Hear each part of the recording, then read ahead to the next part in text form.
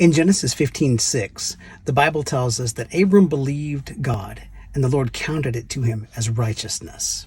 It's one of those great scenes that makes its way through all of the scriptures as we see that Abram is saved not by his own doing, not by his works, but by God's grace through faith in God's promise. When Abram believed God, God had promised him offspring. It was a beautiful promise, and it was sweet that this older man believed that the Lord would somehow give him descendants.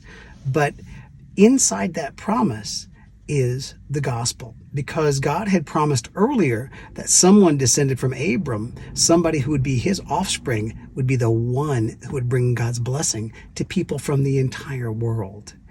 In the pages of the Old Testament are the promises of the gospel to come. And when Abram believed God, what God did is stunning.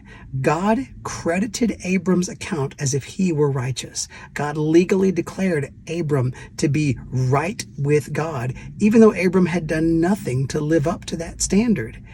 What God gave him the credited righteousness for was for simply trusting him, trusting forward to the promise of the one to come.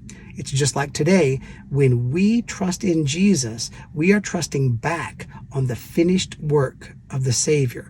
And when we do, just like Abram, God grants us a legal standing of right or righteous before him. It's not because of our goodness. It's not because we earn it. It's not because we transform into it. It's because God, by grace, through faith, grants us the righteousness of Jesus Christ. That is worth celebrating.